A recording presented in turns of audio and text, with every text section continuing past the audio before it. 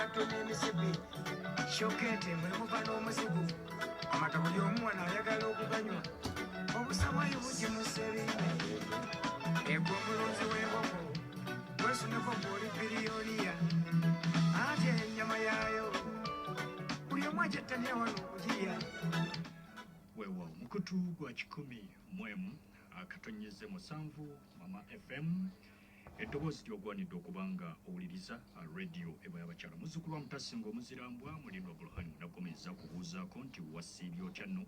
kansubire nti wasiibye bulungi lunaku lwakubiri ennaku z'omwezi ziri 3 mwezi gwa Desemba mwaka 2024 kitegeeza ki omwaka tuguwunzika oba olina kyewasuubira okubeera ng'okoleramu obuzaayo naku bunaku okubeera ng'omwezi omwaka gwako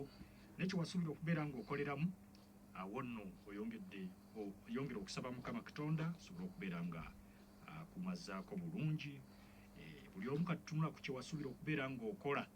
abalimi kansubire nti no bitambulira ddala bulungi akakuba tukafuna ate n'akasana ne kaaka abafunye ebirungi tubayozayoza ate abafunye ebizibu ebitali bimu muli okulwaza abantu bamwe muli okufiirwa abantu bamwe mikwano tunyolirwamu nammwe akaseera ke tugendamu kaseera ka makungula abalimi tutandika okubeera nga tweteekerateekera amakungula ogenda kubeera ng'okungula otya ogenda tereka otya ebirime byo n'olwekyo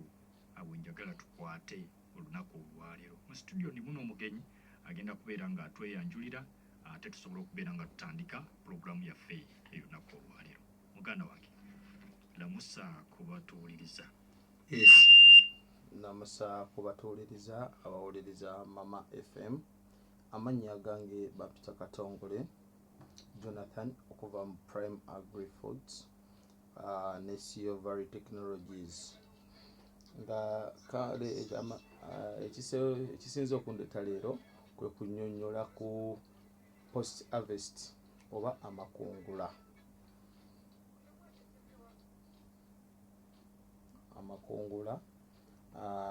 n'engeri bate gye tusobola okukuumamu ebintu byaffe nga birungi nga oluvannyuma lw'amakungula tukuumye tutya emmere yaffe eno nga nnungi. Research eriwo eraga nti wano mu Uganda tuli balimi balungi nnyo tulimira ddala ebintu ebirungi naye ekisinga okutumala oba ffeemu era ku nsi ezo ezisinga okwonoona emmere nga tugyonoonedde nga sigamba nti oba mmere embi wabula ng'evunze buvunzi n'ekola ki ng'evunze buvunzi n'eyonooneka. Kati olunaku lwaleero nkuletedde ekirungo oba njagala njogere ku kirungo kye tukozesa okuteeka ku mmere yaffe gwaleeyo omulimi ampuliriza oli mulimi wa nnyaanya oli mulimi waki ampuliriza nkuletedde ekirungo kino bakita ka fresh kikuyambako okubeera okukuuma emmere yo nga teyonoonese amakungula gwe omulimi w'ennyaanya omulimi w'amatooke okola otya kubanga emmere yo tekoze eki okubanga emmere yo toyonoonese. Kyetugenda okwogerako wano nga twekenneenye batya ngeri ki gye tusobola okukuumamu ebyamaguzi byaffe oba ebirime byaffe nga bikyali biramu tebyonoonese. So njagala tutunuulire ku nsonga gye twandiisenga abalimi kansookere ku balimi b'ennyaanya Mr. Brian nkunnyonnyole engeri batya ng'omulimu w'ennyaanya ffe ennyaanya ezaffe ebiseera ebisinga tulima naddala ng'omulimi w'ennyaanya naye ekisinga okubeera funny oba very funny nti omuntu agenda n'alima ennyaanya ze ataddemu ssente zo amaanyi go naye ate munnange tulina wano bakitunzi oba betandiisenga bulooka wajja n'alaba ng'omusirikati nga kati enkuba webadde etonyereramu obanga omusana kati gwe gutandise okwakamu ng'akugamba kati olaba ennyaanya ezo ziri ku kidibo nguza jjamu kungula okole ki kungula jjamu okungule ompe kati ogenda okuwunzika nga ssente zaakuwa lwa nsonga nti obadde weepakusa akupakusizza ayagala akole ki ayagala akudondole mu miwendo. Abalimi wano abasinga ffe oba abalimi naddala kati kanjogere ku mulimi nga sinnagenda ku musuubuzi. Omulimi ffe nga ffe wano naddala gwe omulimi naddala kuba ninamu mikwano gyange abalimi oli naakugamba mwami Katongole nze ndi exporter naye bano abasajja baffe batudondolera ddala nti ogenda okwekenneenya nti babateeka mu katego ka trap kano. Abamu bamanyi n'okubawola ku nsimbi ng'amakungula tegannaba kutuuka, n'akuwolayo n'akuteeka mu trap mu katego ke. N'akugamba nze bw'onaaba onguzizza, bw'onaaba okungudde ojja kukola ki? Ojja kumpa. Eyanditunze pulayi y'ennyaanya, kuba kati pulayi y'ennyaanya essaawa ya kakati ebadde ku mitwalo wakati w'emitwalo 5, ebadde ku mitwalo 35 n'emitwalo 40. Naye nga engeri gye tugenda mu makungula engeri gye tugenda mu bikujjuko bya season eyinza okweyongera neba nga egula ssente bbeeyiko. Naye kakati bano abasuubuzi kye bakola, yajja nga akuwa ssente nga gwakuteekamu akakatego k'ensimbi ng'akugamba nze kola ki, nze wonaatandika wonaaba otuusizza okukungula ogenda kukola ki, ojja kunsasula. Naye ng'ako konna katego kubuzaabuza bantu baffe balimi baffe ba wansi, kubateekamu nti guli nti ebyo byolima kinakubamalamu maanyi okusingira ddala. So kati olwaleero Mr. Brown kyembadde nze twogereko tulabe engeri bata gye tugenda okukivuunuka. Gweomulimi aleeyo ate tulina ebipya bingi ffe nga Prime Agri Foods, tulina ebipya bingi bye tubaleetedde okuuma otya obutale bwennyini. Oyingira otya mu butale? Omanyi ffe abalimi baffe wano tugenda tulowooleza nnyo katale kaffe wano e Uganda, ovuki nti wano akatale weekali, naye akatale tekagaba ssente zimala nga buno butale bulala butwetoolodde na butale wabweru wa ggwanga.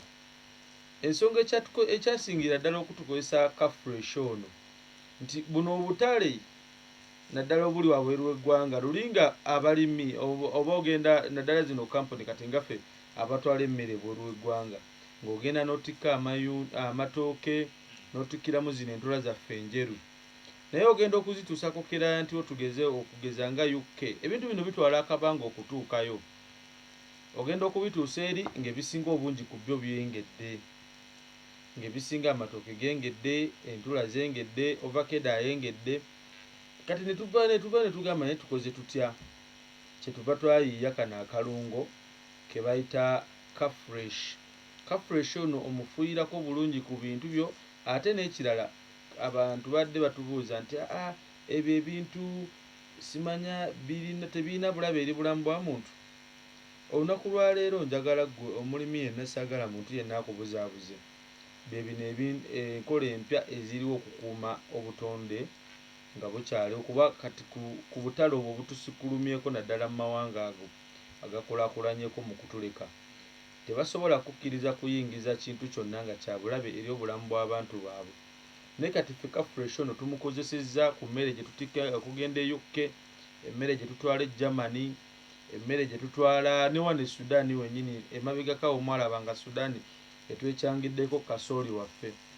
bagenda ne bamuzuulamu obutu obwo obubeera mu mmere obwa aflatoxins obusingira ddala okuva mu bintu bye tukozesa mu kulima nga fertilizers ezo enkolerere enjingirire. Kakati ekyo kikukakasa bukakasa nti ekirungo kino kye tukuleetedde tuba nga tusobola okukireka mu mmere egenda mu UK, egenda mu America, mu mmere egenda mu Germany, lwansonga kampuni zino ezitwala emmere tebaguza bannayuganda bokka bali eri mmere nti gw'owulira amatooke nti bannayuganda bokka be bagalya. Nedda, n'abasajja abo amatooke bagaliira ddala, entula zino baziriira ddala, ovakado ate ye bamulira ddala. Naye tuba tumukozesa okumuteekako ebintu byaffe ne bituuka nga biki, nga biramu, nga birungi,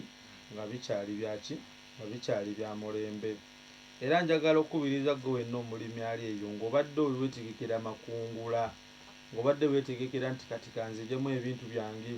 naye ng'ebbeeyi bano abasajja bano abatugulako ebintu byaffe bye nayogeddeko awo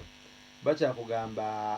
najja n'atuuka ku ttooke eddene n'akugamba nkuwamu nusu kanaana ate nga bo bajja eno ku kibuga ettooke balitunda wakati w'omutwalo ogumu ekitundu n'esatu ne kwena naye n'akugambira ddala ku nnimiro nti nkuwamu nusu kanaana naye kennyini n'oggwamu amaanyi. Ebyo byebimu ku biremesezza abavubuka okwettanira ebyobulimi nti lwansonga nti omuvubuka asobola okukeera ku makya n'atandika bizinesi y'obulimi naye lwansonga nti bano abajja okutusuubulako mikwano gyaffe gino gye nkugambye bo baasoma bya busuubuzi ate gwe oli mulimi omanyi byakulima otaddemu amaanyi go mangi kati bo balina sayansi awo najja n'akugamba kati olaba ettooke eryo tegalina nakatale gali mu kidibo naye so singa nti oba okozesezza calculation n'omuteekako bulungi n'omufuuyirako ku bintu byo bisobola ettooke lisobola okumalawo lisobola okudabulinga nti era lyengeredde mu wiiki emu oba mu wiikisi mu nnaku nga 3 toba okyasobola okutwaza tukuwa wiikisi nga 3 tukuwa wiikisi nga 2 ng'ettooke eryo likyakola ki ng'ettooke eryo likyaliwo likyaliddamu bulungi teririna kyeribaddeko teryonoonese. Bwe busuubuzi kati oba tugeze obuli ku .com omuntu yenna aleeyo nga gw'oli mulimi saagala tusigalemu eri embeera ffe bajjajjaffe balinanga ebyagi balinanga enkola ze bayitangamu okukuuma emmere eno nga teyonoonese naye olw'ensonga nti ebintu bye tukozesa ennaku zino naddala ddala ku nsigo ze tukozesa mu kutandikira ddala era nze nkubiriza nnyo Mwambulani nkubiriza nnyo abantu bano abalimi nga exporter omulimi ono alima kuba oli agenda n'akusanga n'akugamba bangambye mutikka emmere okugitwala ebweru nalima lumonde nina amatooke nalima okura nalima biki naye osobola obbitwala ebyo bintu tuba tusobolera ddala obbitwala naye olw'ensonga nti bano abantu oluusi toba tomanyi kuba kati ffe tutwala netugenda mu UK ensi ziri ziprotectinga nnyo bannansi baazo baddamu ne bakola test balabe ddala ebintu bino byoleese bya butonde ebiri organic tebulimu butwa busobola kulwaza abantu kwamu nga bo bakitegeera nti kosti y'okujjanjaba omuntu aladde kansa nene nnyo okusinga okupreventinga omuntu oyo okulwala obulwadde obwo yandirwadde kakati kyova olaba batulemerako nnyo nti oleeta emmere ne bagikebera nga oba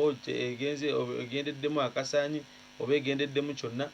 ebiseera ebisinga basobola okubaaninga kampuni eyo etwala emmere oba ne babaaninga n'ensi yennyini ne bagamba bino bemuwulira nti entula za Uganda baziganye mu UK